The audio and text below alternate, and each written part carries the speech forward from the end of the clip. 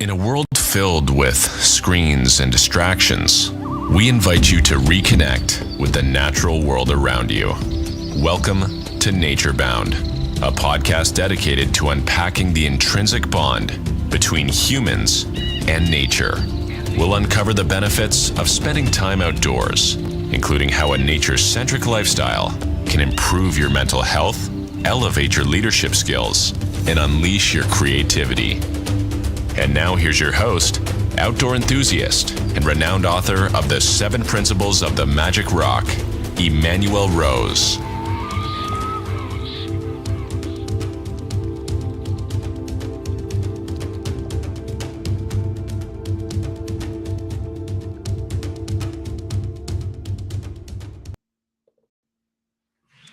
Welcome to this episode of Nature Bound. I'm hopeful that you're on your way to somewhere fun, or at least thinking about what your next outdoor trip is going to be.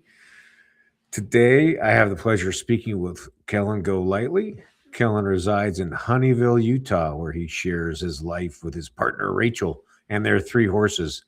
An avid upland game hunter, Kellen spends much of his free time traversing the backcountry in search of birds, embracing the spirit of the outdoors.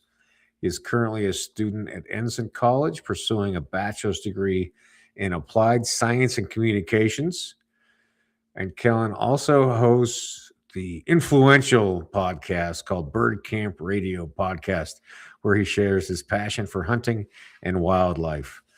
Join me as I delve into his experiences, insights on nature, hunting, and community, and hopefully I'm going to get some gear recommendations as well from Kellen. Kellen, thanks for taking some time to chat with me. Yes, thank you for having me on. I love that introduction that you have. Oh yeah, cool. Thanks, man. Well, I'm gonna say I do enjoy not only your podcast but also the voraciousness with which you promote it. So tell me a little bit about how your Bird Camp Radio came about. Yeah, so I've actually had this idea for quite some time now. Me and my dad have actually thought about podcasts for a long time. As you all know, I'm studying communications, and it kind of came up with that as well.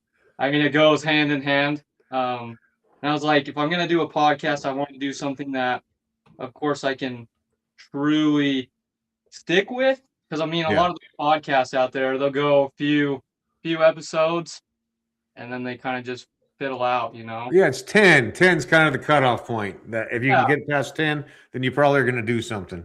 Exactly. And that was something I want. I'm like, I don't want to just, I'm in for the long haul. So I'm like, I got to do something that I have passion, love for. And a few months ago, the big thing with especially Utah was Mike Lee with the public land dispute and trying to sell off public lands. And I'm like, man, the only way that I figured this out was through social media, or I would have never even known that it was going on or even existed. Yeah. This is really cool. And I kind of took what I'm pursuing as a degree and then my passion and then that spark of what was going on within my state and honestly everywhere else as well. But sure, Senator kind of being the front runner of that dispute. And I'm like, you know what? I want to be able to make a difference and do something that I truly love and bring uplanders from across the country and Canada and other countries as well and get to know their stories. All right. Well, that's a great vision, and I think it's important. And this is the thing that we all deal with as outdoor enthusiasts and tree huggers is that the amount of property that we have to go and do our activities on is always shrinking. And so it's important, that we help to make an impact and keep the conservation of wildlands a primary concept, but also that we are focused on taking new people who haven't been engaged in the sport out and experiencing what it is that we love. And I know you appreciate that too. Well, explain to me a little bit about how you got into upland bird hunting, because it is a fairly involved process. Yeah, I mean, I've honestly upland game hunted since I could hunt. So I grew up in an area, a very rural area here in northern Utah, where my dad grew up upland game hunting, big game hunting, and waterfowling. So growing up, I spent a lot of time with waterfowl and upland both. Um, Nice. we have what's called the Bear River migratory bird refuge here in northern Utah, about 15 minutes away. So we get quite a lot of migratory birds coming in. But I really have been always fascinated with the upland game birds just because, I mean, these are birds that are staying all year round.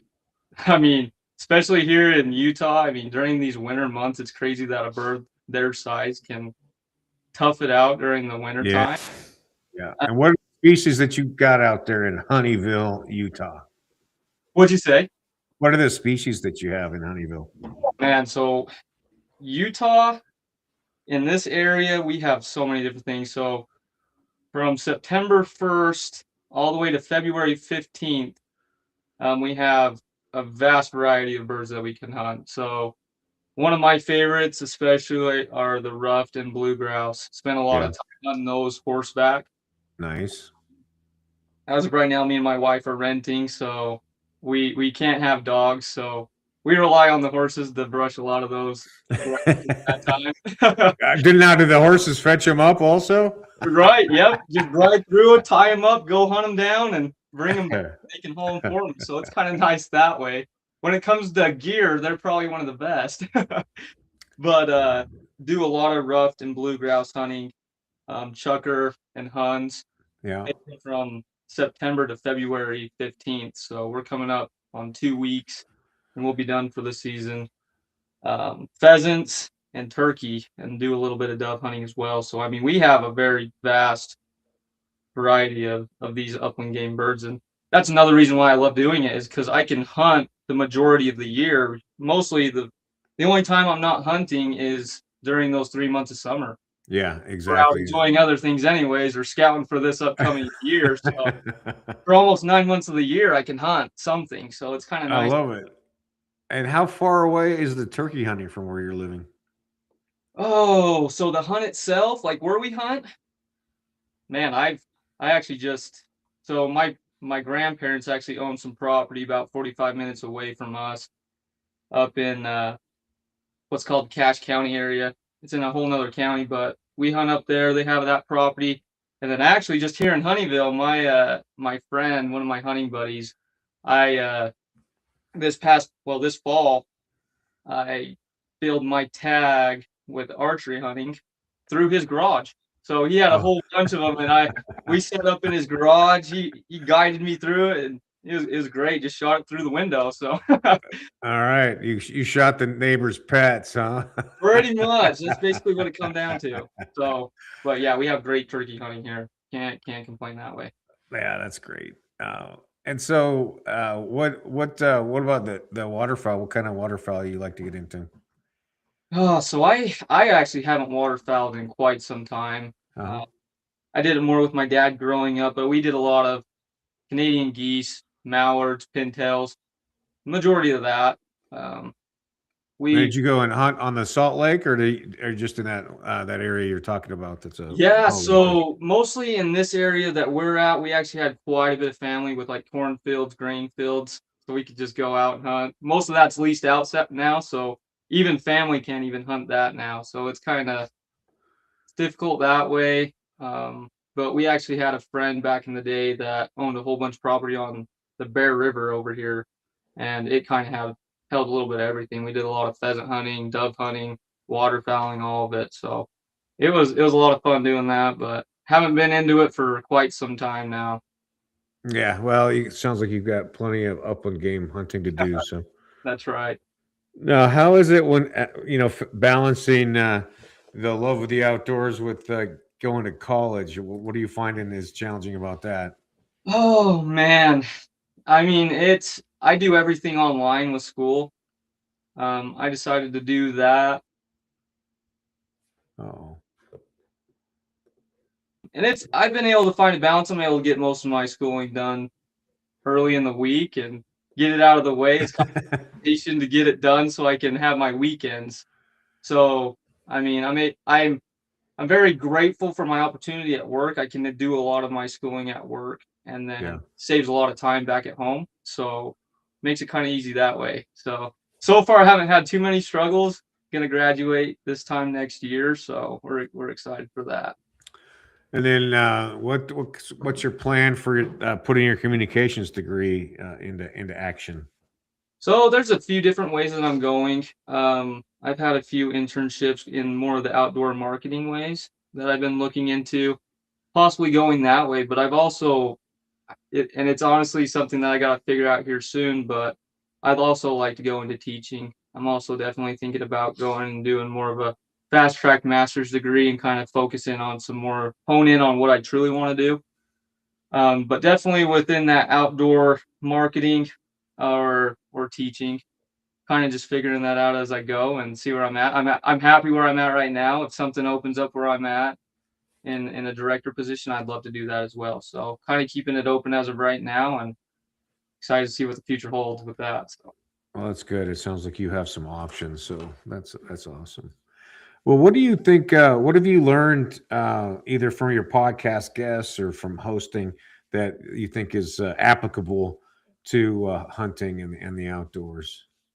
man, one thing that I've always loved about the upland game community is it's different from other communities. And I don't know if it's because of the dogs, but I love big game hunting and nothing against big game hunters. I'm one myself, but it's different and very competitive and very opinionated. Um, but I feel like within the upland game community, especially, everybody is so great to work with. If you need any help, and I mean, you actually brought this up when you came onto the podcast, is mentoring. That's a huge thing, and Yeah. especially in our community, anybody's willing to. I know in this area where I'm at, especially not owning my own dog, there's so many people that are willing to take me out and be like, "Yeah, until you get your own dog, I'll go ahead, let's go." Yeah. Like everybody's so passionate about it. It's like I don't care. I mean, some people do, of course. I mean, there's definitely areas it's like I'm gonna keep that to myself, but I mean, a lot of these guys are willing to go out and hunt with you and just have a good time and have a good time behind the dog. It's a lot of that dog work. I mean, most of these people love, and I grew up with having a dog.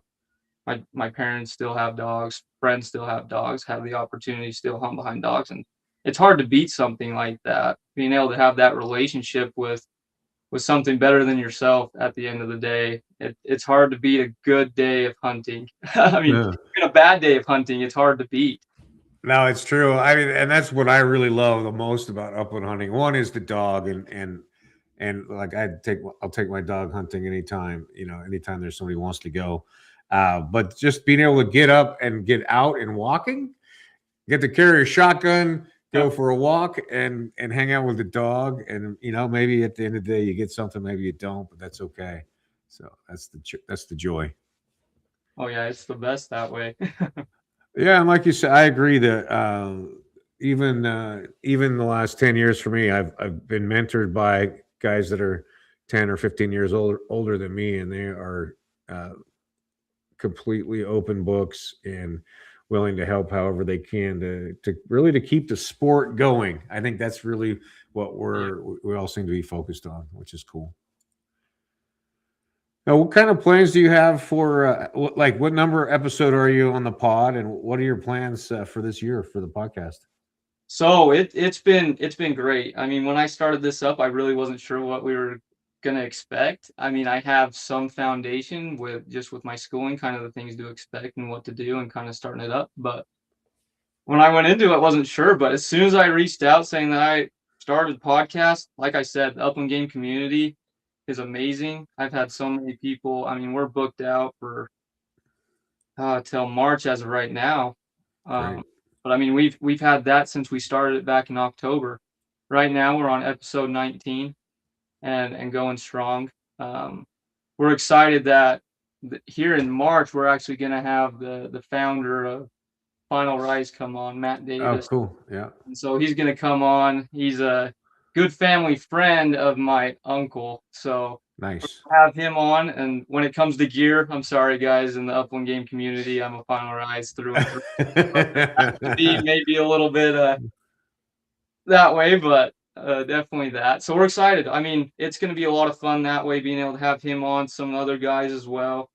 Looking into a few different deals with Sportsman's Warehouse and Cal Ranch around here. So kind of working out the details that way, opening up sponsorships that way as well. Kind of just getting it out there, working with uplanders throughout, like I said, the United States. So far, we have 11 states of uplanders. We've had Canada and looking at a few in Scotland, actually, kind of Oh, getting nice. what they're doing over there in Scotland. So, Yeah. and like I said, kind of going back to that question that you asked earlier is what I've learned from these people is it doesn't matter what you do, what dog you hunt, what gun you're hunting behind.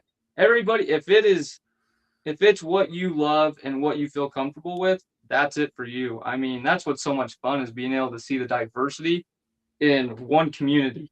And I can't fight that. Opinion is a person. So Yeah. I love that. Getting to know people's dogs, them, the terrain, the guns that they hunt behind, that it's a lot of fun that way.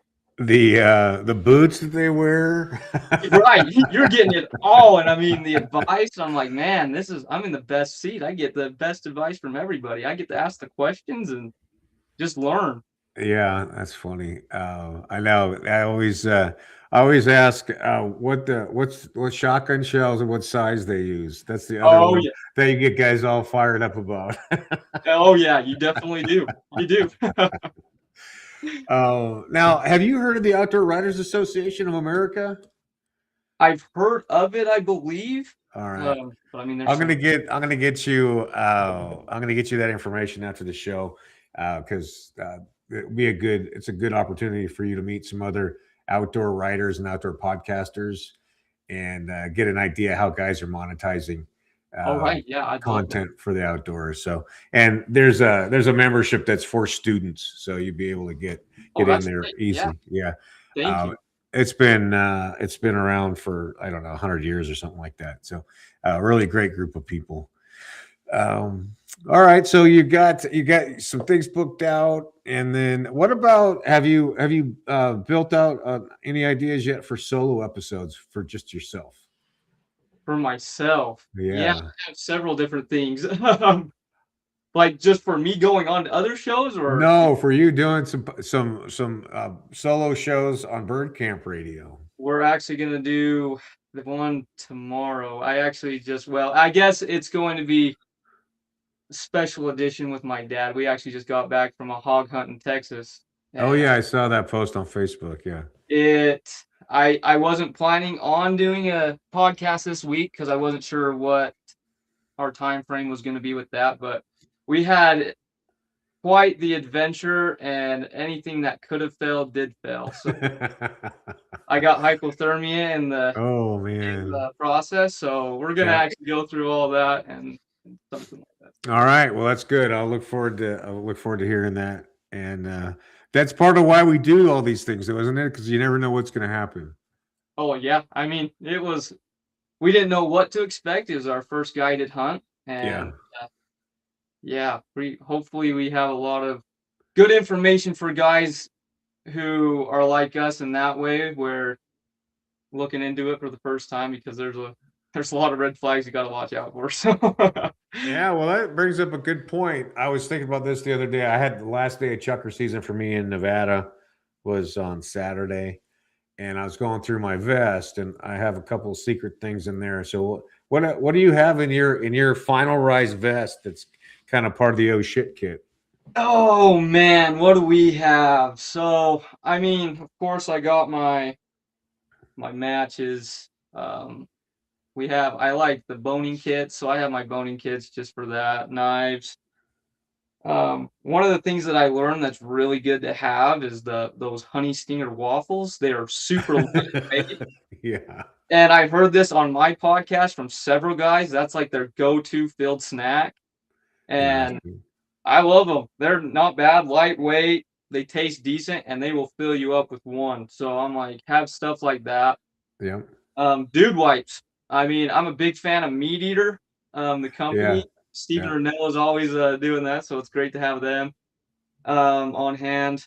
And I love all the Mountain Ops like hydration packs, stuff Right. like that. I mean, that rig that we have with when it comes to Final Rise, you can pack whatever you want, but most of the time I pack pretty lightweight with where I go. I probably should pack a little bit more, but Yeah, I guess early in the season it's not as much of a deal, right? Or if you're hunting in a group, but later in the year and you're solo, then you got to be a little more concerned about that. definitely for sure. And especially when we're up, I mean, here in Utah, I know you guys have mountains over there in Oregon, but I mean, when you're up 9,000 feet in elevation, you don't know exactly what to expect sometimes. So, and Yeah, especially when you're riding horses, I mean, we have great horses, but you never know what's going to happen at the end of the day sometimes. So it's always good to be prepared in that way. indeed. All right, well, we're in February right now, so you're probably gonna get a couple more weeks of little bird hunting, and then you'll be ready to go get on the turkeys again, right? That's right. That is the plan. All right. Well, it's good. We'll make sure that links to your podcast, Bird Camp Radio, are in the show notes. And if people want to connect with you, I'll get all that stuff in there for you. And I sure appreciate you taking some time to catch up with me again, Kellen. Yes, thank you, Emmanuel. I appreciate it. This is a great podcast. Love what you're doing on here. All right. Well, thanks. So hang on for me. I'll get you that OWAA information and we'll say goodbye. All right, sounds good. All right. Thanks. Well, it's a good reminder to build a podcast around something that you love, and especially around something that's outdoors, where you can get outside, talk to people who like getting outside, and mentor new people to get outside, whether that's single track bike riding or big game hunting or fishing and camping, whatever the activity is. Get out there, do it, talk about it, build community around it, and get some kids involved in it as well. This is Emmanuel Rose, Nature Bound. Thanks for listening to this episode of Nature Bound. Be sure to subscribe wherever you heard this podcast so you never miss a future episode. If you found value in today's episode, please share with someone who needs to hear it. Be sure to purchase your copy of the 7 Principles of the Magic Rock at emmanuelrose.com or on Amazon. We thank you again for joining us today, and remember to get nature bound.